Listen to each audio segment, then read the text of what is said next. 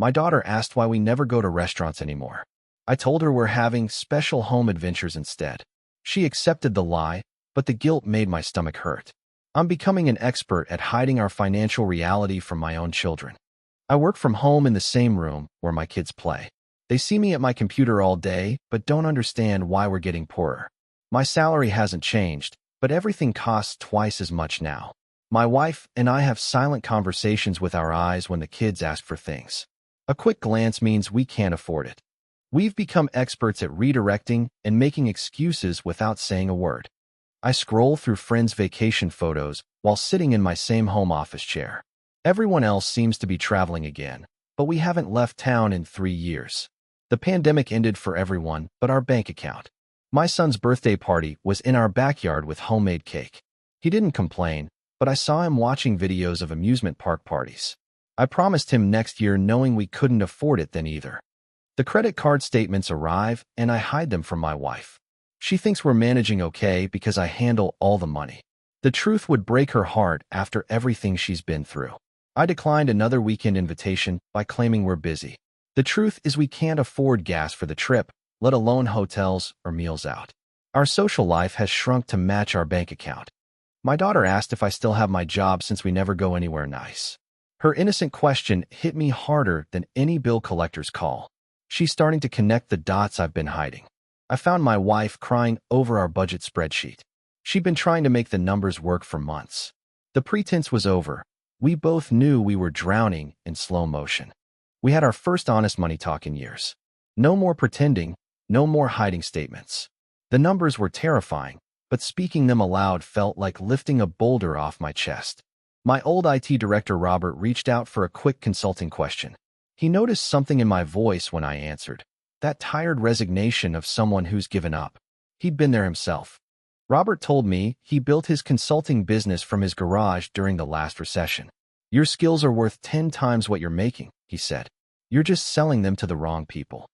He explained that my IT skills were my golden ticket, but I was trading them for hourly wages instead of building equity. Stop renting out your brain and start owning what you create. My first consulting client was a small business Robert referred. 3 days work paid more than 2 weeks at my regular job. The possibility of escape started feeling real for the first time. Word spread through Robert's network. Soon I had more consulting work than I could handle alone. My wife started helping with scheduling and invoices. We became business partners. We paid off our first credit card completely. Watching that balance hit zero felt more satisfying than any paycheck I ever received. The chains were starting to break, one link at a time. I quit my IT job when consulting income tripled my salary. The fear was overwhelming, but telling my kids Daddy works for himself now was the proudest moment of my life. Our first family outing in years was to a simple pizza place. No lies, no excuses, just enjoying being together without financial pressure. The normalcy felt extraordinary. We bought a used minivan that actually works reliably.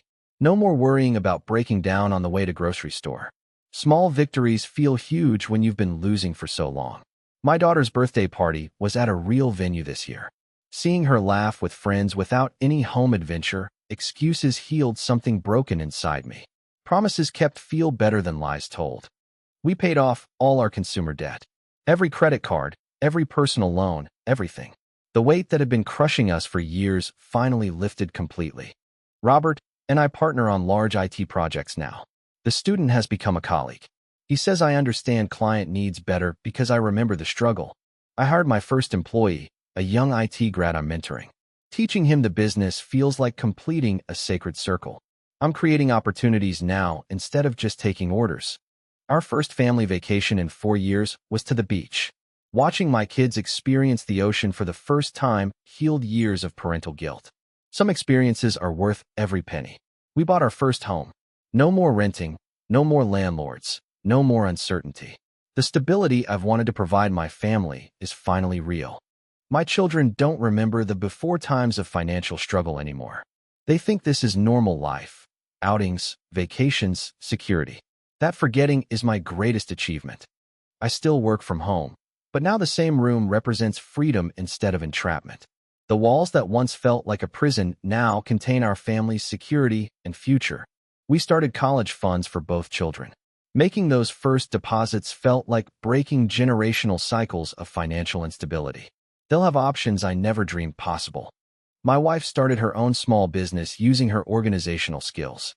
We're both entrepreneurs now, building our future together instead of surviving someone else's present. I teach financial literacy classes at the community center now.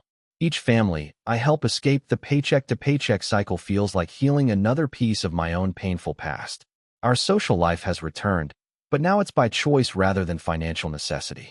We host friends instead of always declining invitations. Abundance feels different when it's real. My daughter asked if we can go to a restaurant tonight. I said yes without checking my bank account first. That simple yes felt more powerful than any business success. The man who lied to his children about money learned that honesty with himself was the first step toward honesty with them. The truth, however painful, sets you free to build something real. We don't have home adventures anymore unless we want to. The choice is what makes it different. Forced simplicity feels like poverty. Chosen simplicity feels like wisdom. My business now employs 6 people from our community. Each hire feels like creating the stability for another family that I desperately wanted for mine. I still work long hours, but now every minute builds our family's legacy instead of just paying our bills. Purpose transforms exhaustion into energy. The home that felt like a prison during our financial struggle now feels like a castle. Same walls, completely different meaning. Perspective is everything when you've earned it. Now when my kids ask why we never go out, I tell them the truth. We can go anywhere we want. The lies have been replaced by options, and options feel like freedom.